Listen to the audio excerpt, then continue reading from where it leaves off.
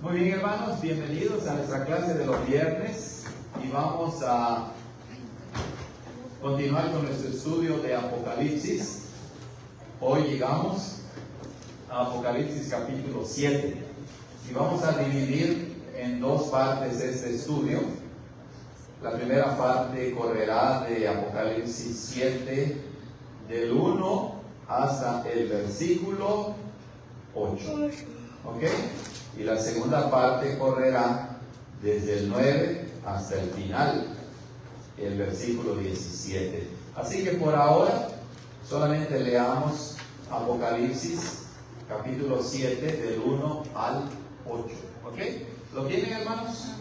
Muy bien, entonces vamos a empezar la lectura. Yo leo el 1, ustedes el 2 y nos unimos en el 8. Dice así la palabra del Señor: y después de estas cosas vi a 4 ángeles que estaban de pie sobre los 4 ángulos de la tierra, deteniendo los 4 vientos de la tierra, para que no soplara viento sobre la tierra, ni sobre el mar, ni sobre ningún árbol. Y vi a otro ángel que subía de donde sale el sol, con gran voz a los 4 ángeles, a quienes les fue dado hacer daño a la tierra y al mar, diciendo: no hagáis daño a la tierra, ni al mar, ni a los árboles, hasta que hayamos sellado a los siervos de nuestro Dios en sus frentes. Y oí el número de los sellados, 144,000 sellados de todas las tribus de los hijos de Israel. Y de la tribu de Judá 12,000 sellados, de la tribu de Rubén 12,000 sellados, de la tribu de Gad 12,000 sellados, de Aser 12,000 sellados, de la tribu de Neftalí 12,000 sellados, de la tribu de Manasés 12,000 sellados, de la tribu de Simeón 12,000 sellados, de la tribu de Leví 12,000 sellados, de la tribu de Isaacar 12,000 sellados, juntos. De la tribu de Zabulón 12,000 sellados, de la tribu de José 12,000 sellados, de la tribu de Benjamín 12,000 sellados. Amén. Es la palabra del Señor, que Él nos ayude, hermanos, a entender su palabra. Bueno, Apocalipsis capítulo 6, si ustedes recuerdan, ya nos ha hablado de... Vamos a mirarlo aquí, permítame decir. Batalla ahorita con eso con la laptop aquí, no sé qué está pasando. Ok. Como recapitulación, Apocalipsis capítulo 6 nos habla acerca de la visión, de una de las visiones, ¿verdad?, que Juan tuvo acerca de los 4 jinetes. ¿Se acuerdan? Los 4 jinetes, que cada uno tiene un significado simbólico. El primer caballo representa la conquista militar, otro representa ¿qué? A ver, representa la guerra, la matanza. El otro caballo, que es un caballo negro, representa el hambre, ¿recuerdan? Y luego el caballo amarillo, que representa la muerte. También vemos en Apocalipsis 6, del 9 hasta el versículo 11, el resultado de esa obra del diablo, como también del mundo no cristiano, sobre los cristianos. Y un resultado de ello es que muchos han muerto, fueron asesinados por causa de la palabra de Dios y del testimonio que ellos tenían.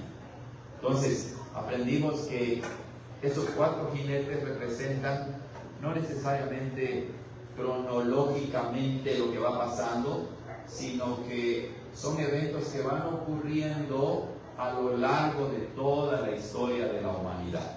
No es que primero viene un caballo, después viene otro.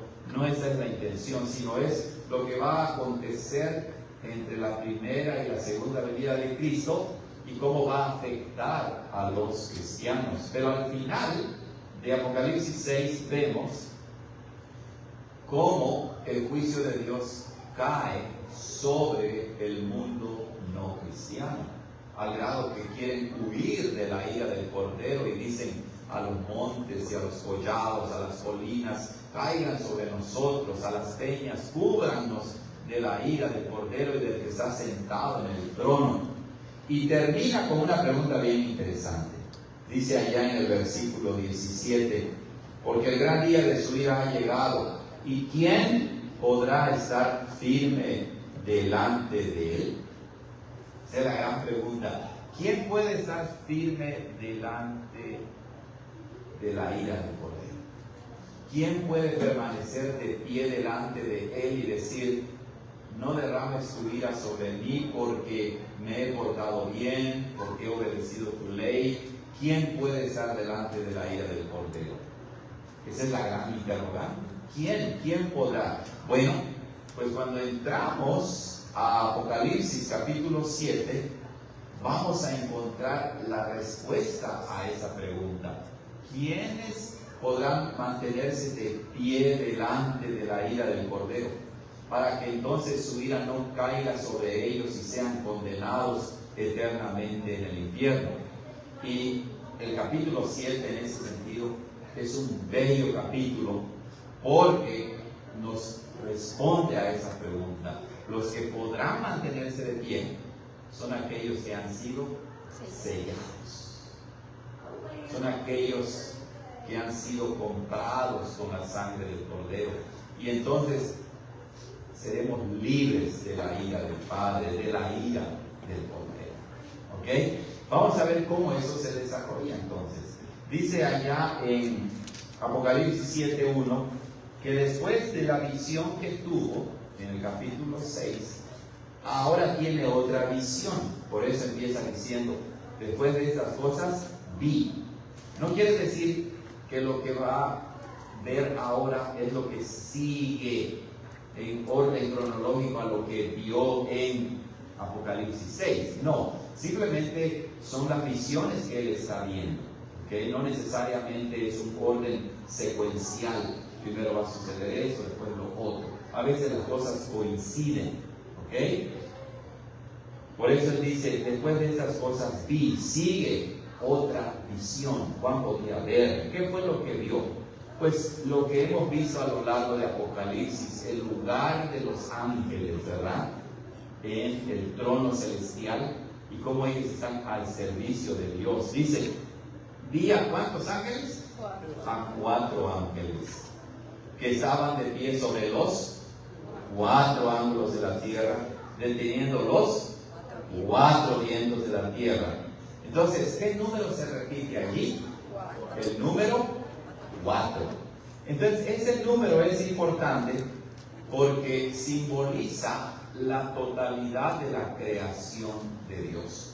Simboliza toda la creación, el mundo entero.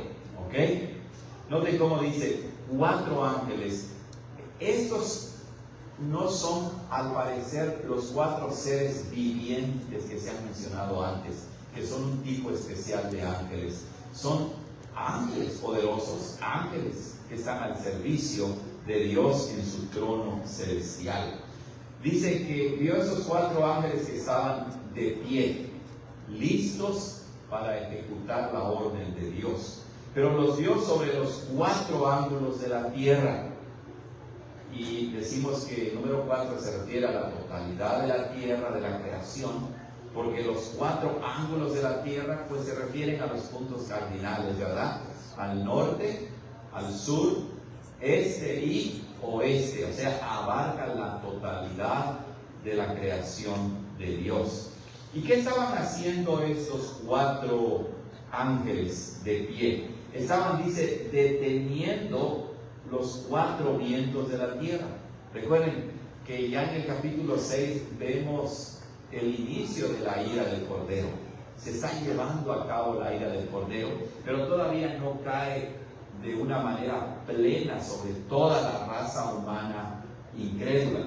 Y estos ángeles simbólicamente están deteniendo los cuatro vientos de la tierra. ¿De dónde viene esa imagen de los cuatro vientos? Pues proviene también del Antiguo Testamento, ¿ok? En la Biblia, el viento de Dios puede ser un viento apacible, tranquilo, como cuando se comunicaba con Adán y Eva. ¿Lo recuerdan? Que él venía en el viento, en el aire del día, y entonces había un ruido que Adán y Eva habían identificado como la presencia de Dios. Tal vez ustedes recuerden también cuando Elías se fue al monte Horeb, ¿lo recuerdan? Cuando él estaba muy desanimado, y entonces Dios se le manifestó de diferentes maneras, un terremoto, un viento, fuego, pero luego hubo un silbido, ¿verdad? Un viento suave que manifestaba la presencia benevolente de Dios. Pero también el viento en la Escritura simboliza el juicio de Dios. ¿Recuerdan ustedes cuando los israelitas salían de Egipto? Dice la Biblia que Dios dividió el Mar Rojo, pero antes de eso hizo soplar un viento fuerte, ¿verdad? Que dividió las aguas y castigó a los egipcios. Tal vez también ustedes recuerden otra parte de la Biblia en que se habla acerca del viento de Dios. Job, ¿verdad? Otra parte también en que se habla del viento como símbolo del juicio de Dios. ¿Recuerdan ustedes algún otro pasaje? Bueno, hay un pasaje en Jeremías 49. Vamos a leerlo. Jeremías 49. Aquí lo voy a poner. Y dice así. Jeremías 49, del versículo 34 al 37. Dice ahí la palabra del Señor. Palabra de Jehová que vino a Jeremías, el profeta. 35. Así ha dicho Jehová de los ejércitos: he aquí que yo quiebro el arco de Elam, principio de su fortaleza, y traeré sobre Elam ¿qué? Los cuatro vientos de los cuatro extremos de la tierra, y los aventaré a todos estos vientos, y no habrá nación a donde no lleguen desterrados de Elam. ¿Se dan cuenta?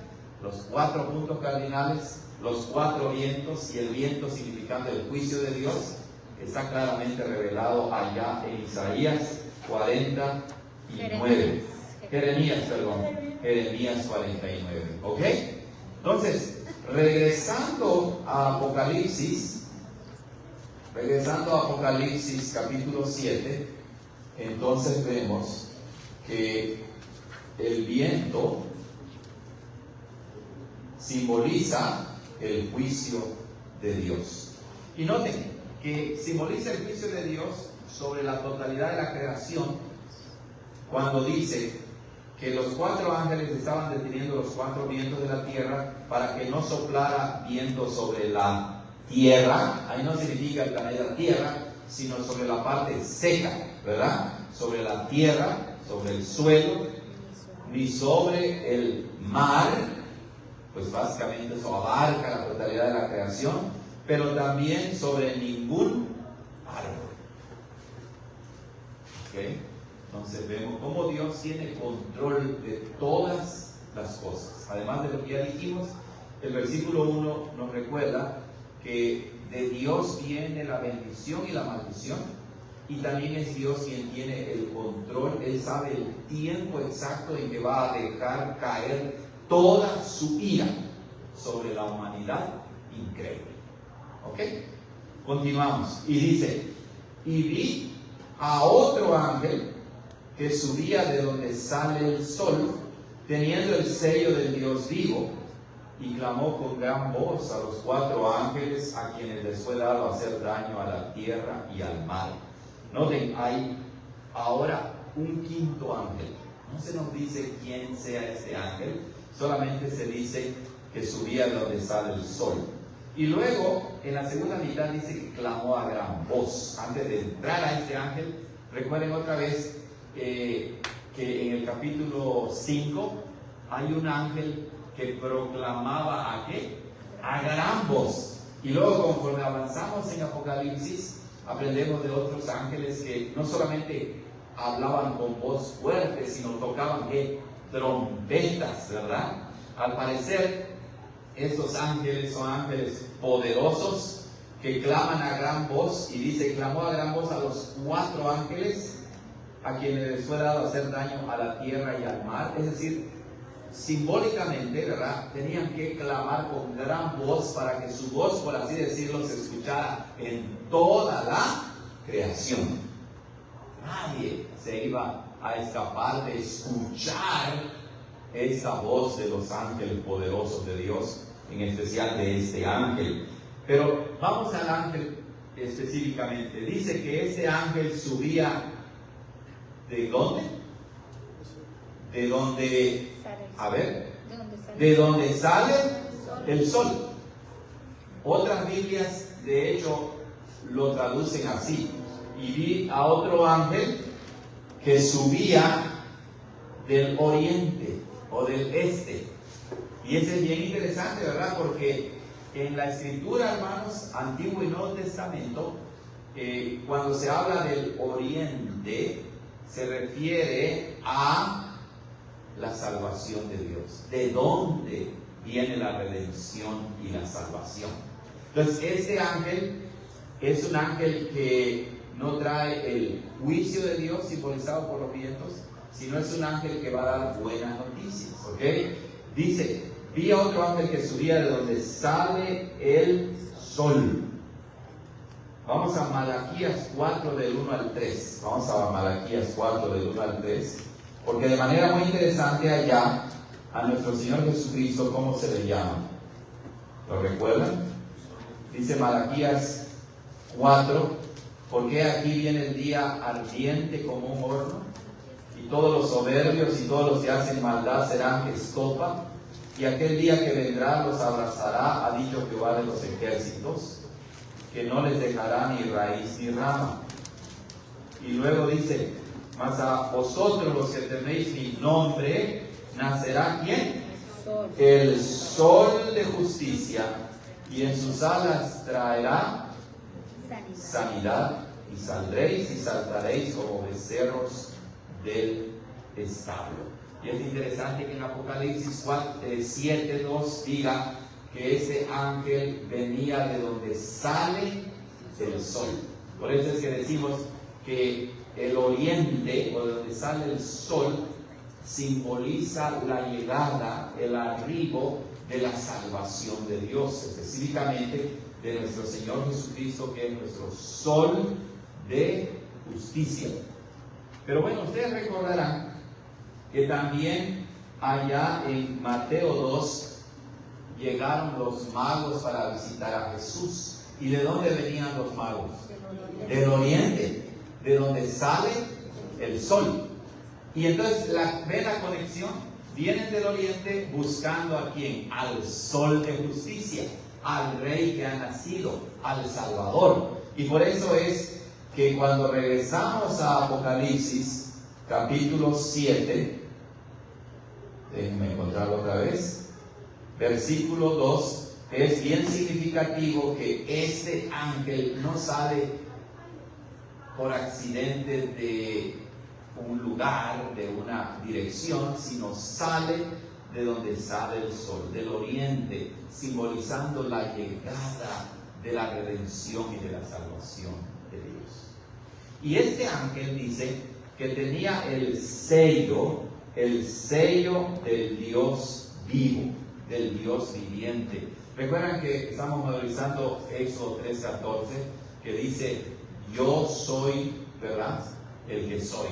Yo soy, me ha enviado a ustedes. ¿Y qué hemos dicho que significa el nombre yo soy? Pues significa que Dios es el que tiene existencia por sí mismo.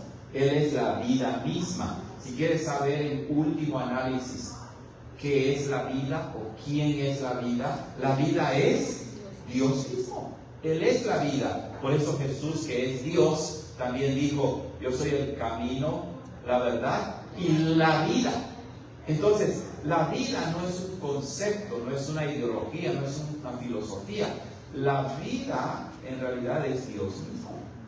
Y dice que este ángel tenía en su mano el sello del Dios vivo. Y esto es bien importante porque también los sellos en la Biblia tienen un significado muy importante. ¿Dónde recuerdan ustedes que se habla de sello en la Biblia? Antiguo y Nuevo Testamento. Hay muchos pasajes.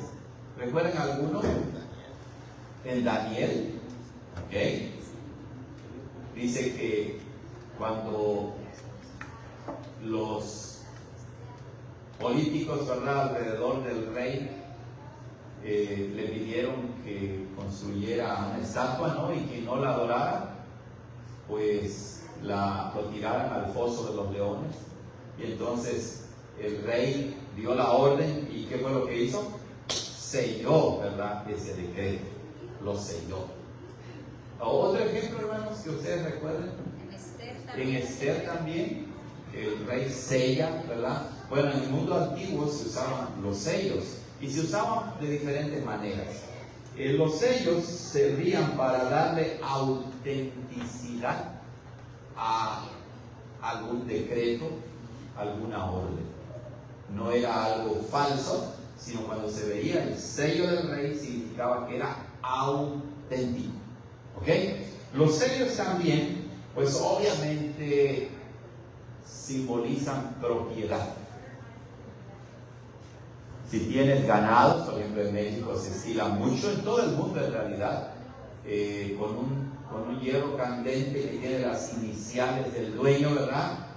Sellan a las vacas, al ganado, y ahí podemos ver las iniciales. Ese sello indica que pertenecen a una persona.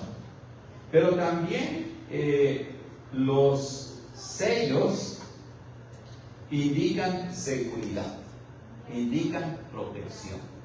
Eso quiere decir que si tú llevas el sello de algún señor poderoso, entonces ese sello garantiza que no te pueden tocar, que estás protegido, que estás a salvo.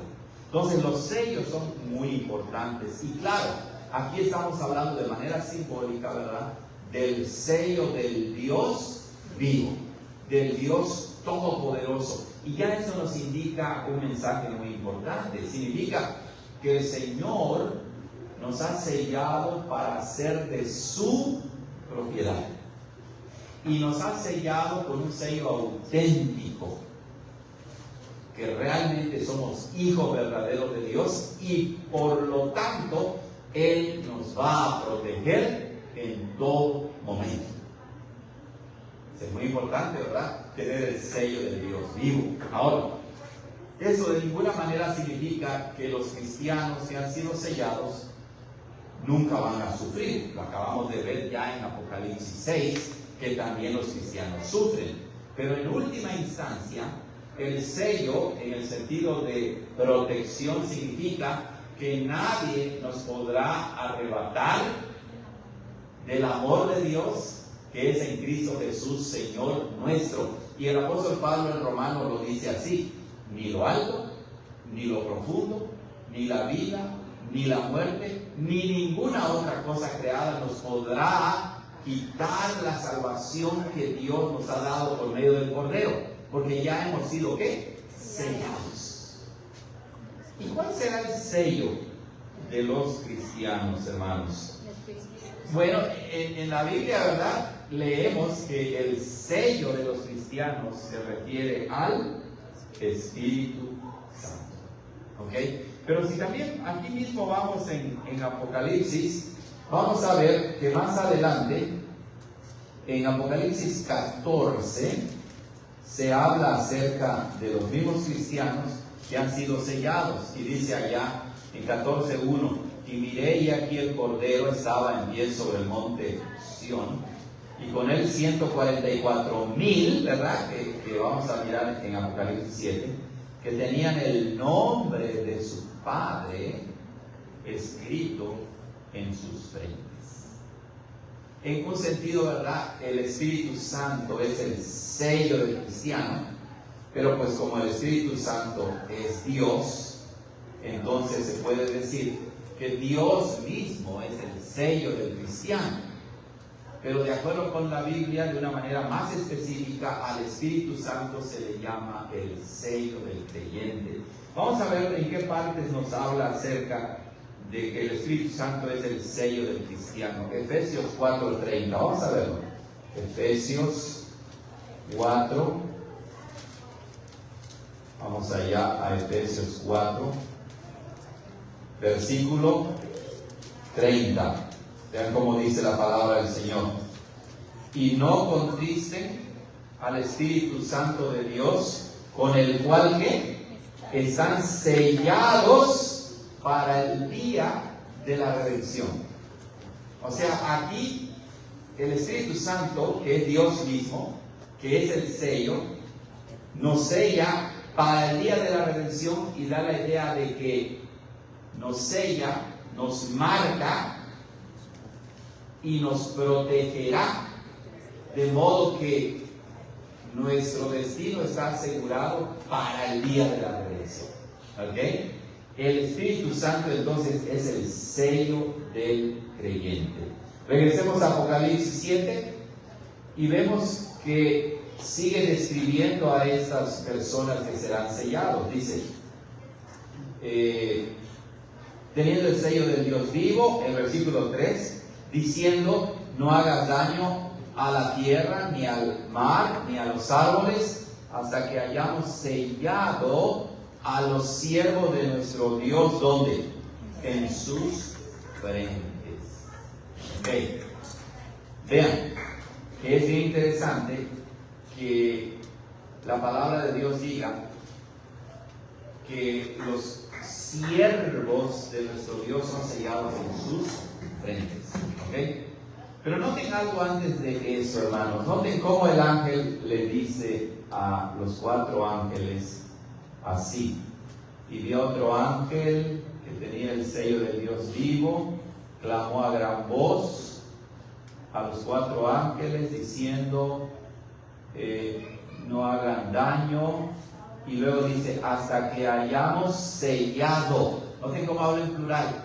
No es que solamente este ángel era algo que anuncia que sellará a los cristianos, sino que Dios envía a la multitud de sus ángeles, al parecer, ¿verdad? Simbólicamente hablando, los envía para sellar espiritualmente a los cristianos. Y es que la verdad, los ángeles, dice Hebreos capítulo 1, son siervos que están al servicio de los que heredarán la salvación. Pero noten, dice después que son sellados los siervos. Es bien interesante. Recuerden que ya estudiamos los domingos que ser cristiano es ser un siervo, es ser un esclavo.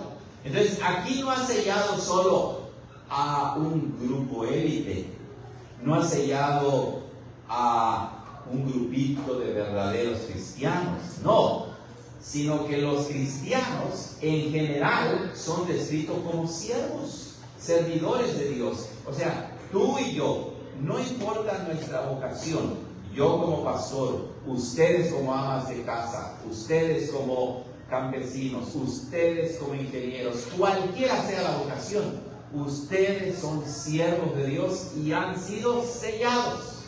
Es algo hermoso eso. Entonces, una de las enseñanzas grandes aquí es que el Señor te ha marcado.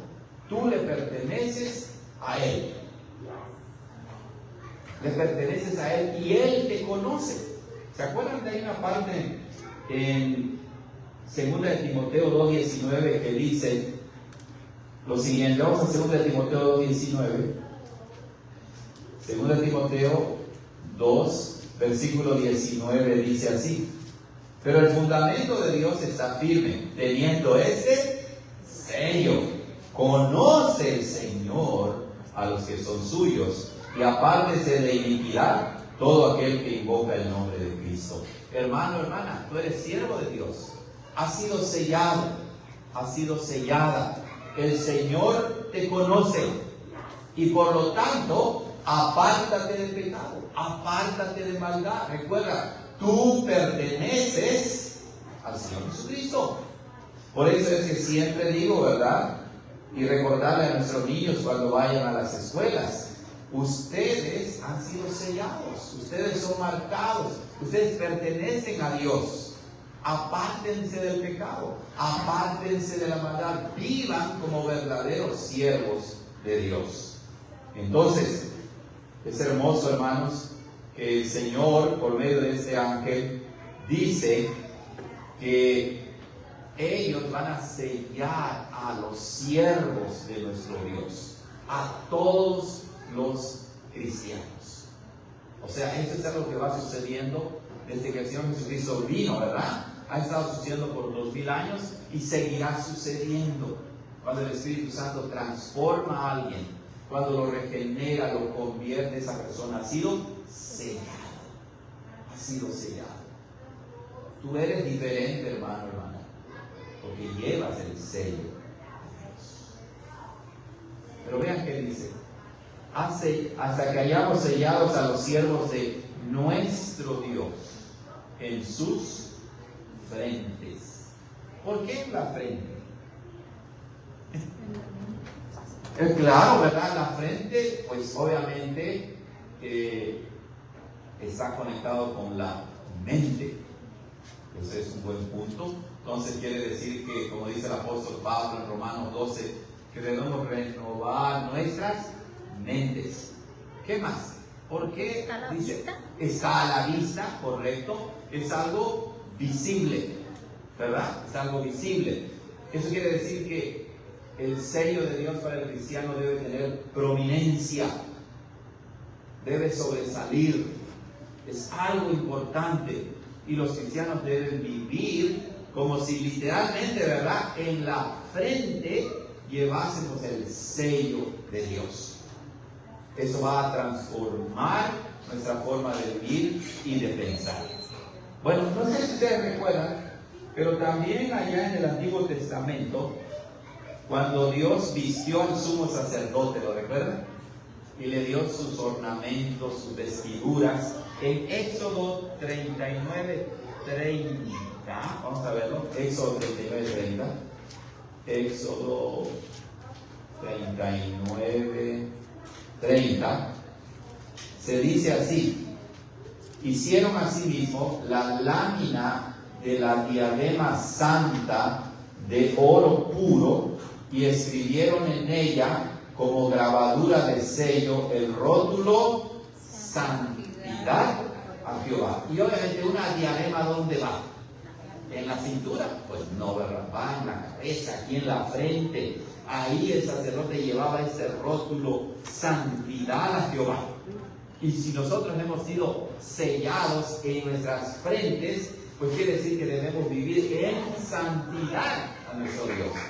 Ya no solamente el sacerdote lleva la diadema de santidad a Jehová. Ahora todos hemos sido hechos por Jesucristo para Dios su Padre, que reyes y sacerdotes. Y el rey lleva la corona. Así es, reyes y sacerdotes. Qué hermoso, ¿verdad, hermanos? Todo lo que está escondido en este pasaje. Pero continuemos, porque el tiempo se va. Y dice allá en Apocalipsis 7, regresando: hasta que hayamos sellado a los siervos de nuestro Dios en sus frentes. Algo interesante, hermanos, es que si vamos a Apocalipsis 13, van a encontrar lo opuesto del sello de Dios. En Apocalipsis 13, versículo 16, leemos lo siguiente: y hacía que a todos, pequeños y grandes, ricos y pobres, libres y siervos, se les pusiera una marca en su mano derecha o en sus frentes, que era la marca de la bestia, ¿verdad? De pertenecer al diablo. Pero en Apocalipsis 7, el Señor nos dice por medio de este ángel: tú no has sido marcado por el diablo. Tú ya no perteneces más a él. Ahora le perteneces al Dios vivo que te ha sellado con su sello. Hermoso. Y ahora va a pasar a describir el número de los sellados. Dicen, como dice el versículo 4: y oí el número de los sellados. ¿Cuánto era?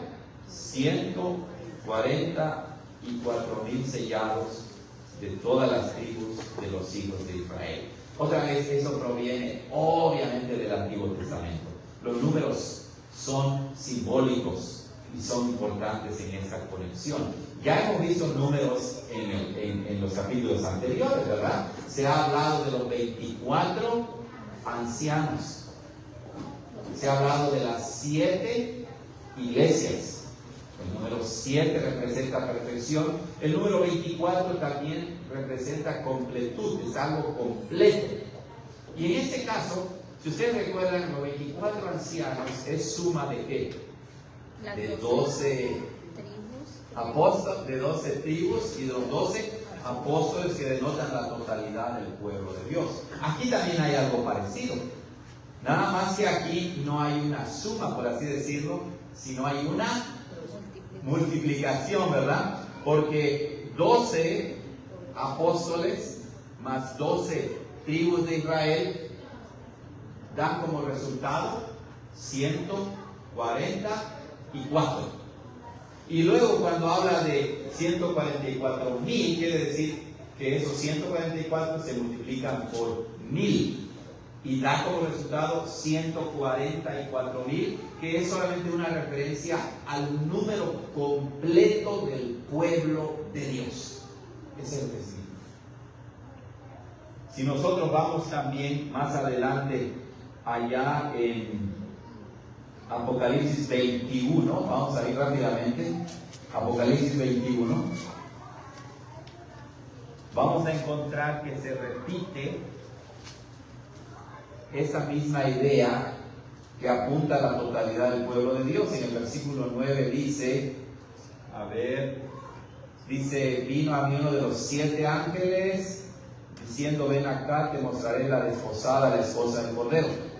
Y me llevó en espíritu a un monte alto, teniendo la gloria de Dios. Y luego dice en el 12, y tenía un muro grande y alto, ¿con qué? 12 puertas, y en las puertas 12 ángeles, y nombres escritos que son los de las 12 tribus de los hijos de Israel. Al oriente 3 puertas, al norte 3 puertas, y dice al occidente, al sur 3 puertas. Y luego en el 14 dice: y el muro de la ciudad tenía 12 ¿qué?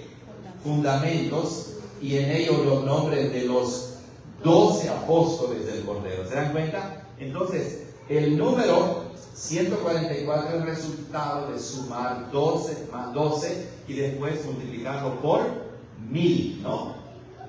144,000, que hace una referencia a la totalidad del pueblo de Dios. Esos 144,000 entonces no son un grupo selecto, no, son la totalidad del pueblo de Dios. Por eso es que después pasa a decir 12,000 sellados de Judá, de Rubén, de las tribus de Israel. Pero si ustedes se dan cuenta rápidamente, las tribus de Israel no están nombradas en el orden de nacimiento, de mayor y menor. De hecho, empieza con ¿qué tribu? Con la tribu de Judá, que Judá no fue el primogénito de Jacob, ¿verdad? Pero ¿por qué de Judá? ¿Por qué menciona primero a Judá? Porque de ahí nació el Señor Jesucristo. Y luego no se menciona a Dan tampoco ni a Efraín. Esto quiere decir, ¿verdad?, que estos escogidos de las tribus de los hijos de Israel no significa que son 144,000 judíos, sino sabemos que los hijos de Israel, los verdaderos hijos de Israel, son los que han sido circuncidados no solo en la carne, sino especialmente en el corazón. Y el Nuevo Testamento nos dice que el verdadero Israel es la iglesia, el pueblo de Dios, que ahora está compuesto de judíos y gentiles. Entonces, estos 144,000 no son un grupo selecto de judíos, ni son un grupo selecto de alguna secta por allí, sino se refieren a la totalidad del pueblo de Dios. Ninguno se perderá. Nadie de los escogidos de Dios se perderá. No importa que muramos a mano de los malvados, como vemos en Apocalipsis 6 y seguiremos viendo en el resto de Apocalipsis. Nuestra salvación está segura porque hemos sido sellados con el sello del Dios vivo, que es el Espíritu Santo. Muy bien, hermanos, aquí tenemos de la primera parte de Apocalipsis 7. ¿Preguntas, hermanos, en los minutos que nos quedan? ¿Alguna pregunta? ¿Algún comentario? ¿Hermana Silvia? Sí, que cuando leyó el texto de Efesios 4:30 que dice el sello del Espíritu Santo, sellados, cuando se trata de los seres humanos, como el ejemplo de Esther, ¿verdad? Que fue revocado ese sello para poner otro. En el caso de Dios, hay una seguridad de que no quite ese sello. Exacto, hermana. Así es. Así es, hermana. El sello del Dios vivo no puede ser revocado. Tan hermoso, ¿verdad? Que de manera indirecta apunta a la seguridad de la salvación, a todo lo que hemos estado hablando en los estudios de los miércoles, y también a la obra perfecta del Cordero inmolado, del Cordero de Dios. Entonces, cuando Dios sella a alguien, hermana, es para siempre. Para siempre. Pues el único que lo podría quitar sería él, y él no lo tiene. Claro, y él nunca, él no es hijo de hombre para que se arrepienta, ¿verdad? Ni para que mienta, hermano. Es como cuando le dijo Dios a Caín, no le puso el sello, pero sí la señaló que nadie lo podía matar. Oh, interesante, ¿verdad? Que allí no fue un sello o una marca, no lo marcó para salvación, pero al menos vemos la gracia de Dios, la bondad de Dios, la protección de Dios, en que al ponerle una marca, al sellarlo, por así decirlo, garantiza que será protegido a pesar de que merecía la muerte. ¿Y no era más bien una maldición? O sea, sí, pero lo que estamos diciendo es que, recuerda la historia, Caín tiene miedo de la maldición que cae sobre él y dice, bueno, grande es mi pecado para ser soportado. Cualquiera que me encuentre me va a matar. Entonces Dios le dice, bueno, mientras vivas en este mundo, nadie te va a matar y yo voy a poner una marca sobre ti. O sea, Dios concede su bondad aún a los malvados, claro, no para salvación, pero sí para que se procreara la familia de Caín. O sea, Muy bien. temporal se podría decir. Temporal, claro. Que también es correcto, ¿no? Que alguien que quiere obedecer los mandamientos tiene beneficio de esos temporales, ¿verdad? O sea, que obedece a su mamá. Claro, así es, sí, claro. Son los beneficios del pacto, ¿verdad? Podríamos decir así, los que están dentro del pacto de Dios, ¿verdad? Como Dios le dijo a Abraham, son de bendición para aquellos que están dentro del rango de la órbita del pacto, por así decirlo. Por ejemplo, en nuestras propias familias, ¿verdad? Tenemos familiares que no son cristianos, pero Dios nos usa para hacer de bendición a esas mismas personas, o a nuestros vecinos, o a nuestros amigos, etcétera, etcétera. Muy bien, Apocalipsis 7, la siguiente semana será la segunda mitad, ¿ok? La segunda mitad.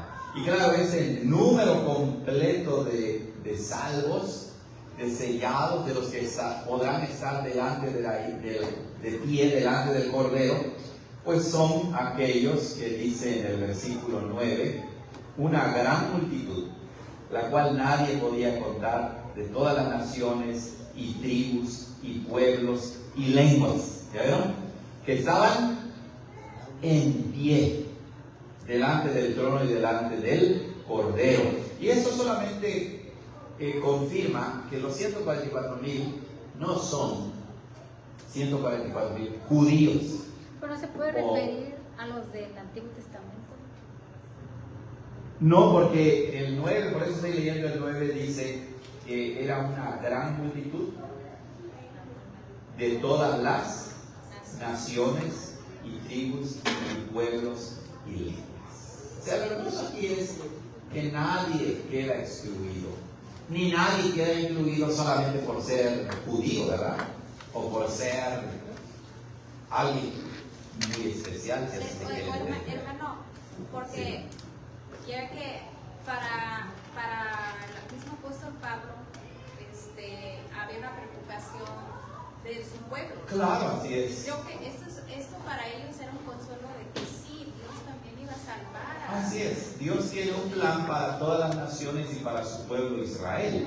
Y si el Señor salvará al pueblo de Israel, a la nación de Israel en grandes masas, pues están incluidos aquí dentro de los 144,000. Moisés. Correctamente, estoy equivocado, pero nosotros somos descendencia de Abraham en el sentido de la iglesia. Espiritualmente por la fe, hijos de Abraham. Y cuando Dios le habla y dice que tus hijos serán como las estrellas del cielo, Sí, así es. referido también a la iglesia solamente. Sí, claro. La iglesia. O sea, ahí se refería a ambas cosas, yo creo, que iba a multiplicar a su descendencia biológica, pero no solamente a eso, sino a la descendencia espiritual Porque en si Cristo. uno lo ve de una perspectiva espiritual, entonces el número, así solo el número no tiene sentido, porque se contradice de esa misma manera con el Antiguo Testamento. Donde dice que tu descendencia, en este caso la descendencia siendo la iglesia, será como las estrellas, no Que no tenía se puede sentido esas ocultar. dos cosas. Entonces por eso necesita ser simbólico.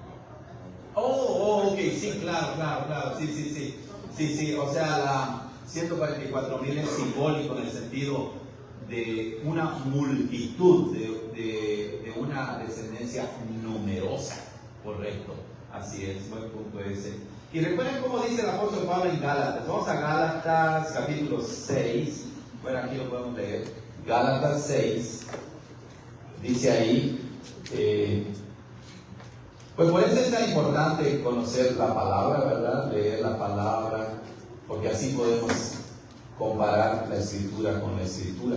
Vean cómo dice en Gálatas capítulo 6, versículo 16. Y a todos los que anden conforme a esta regla, paz y misericordia sobre ellos y sobre el Israel de Dios. ¿Y quién es el Israel de Dios ahora? La iglesia. Porque miren lo que dice inmediatamente en el 15. Porque en Cristo Jesús ni la circuncisión por ser judío vale nada, ni la incircuncisión porque sea gentil, sino la nueva criatura. Entonces el verdadero Israel de Dios ahora está compuesto de judíos o israelitas y gentiles. ¿Ok? Muy bien, hermanos. Bueno, hemos terminado, gracias a Dios, el estudio, ¿verdad?, de Apocalipsis 7, la primera parte. La siguiente semana continuaremos con la segunda parte. Vamos a terminar entonces con una palabra de oración y también con la grabación. ¿Ok? Gracias, Señor, por este tiempo que nos regalas de meditación y de estudio en tu palabra. Tu palabra es nuestro alimento, tu palabra es nuestra guía. El Espíritu nos guía a través de la palabra y nos damos cuenta de la importancia de leer la palabra fielmente, Antiguo y Nuevo Testamento, para no malinterpretarla, sino entenderla correctamente. Gracias por el sello del Espíritu Santo, con quien nos has sellado, y ahora, Señor, estamos asegurados para siempre. Bendice a tu iglesia, oh Señor, y bendícenos para que podamos vivir como hijos tuyos sellados, que te pertenecemos a ti y debemos vivir en santidad. En Cristo Jesús oramos. Amén. Muy bien, hermanos, hemos terminado. Que el Señor los bendiga, hermanos. Dios les guarde.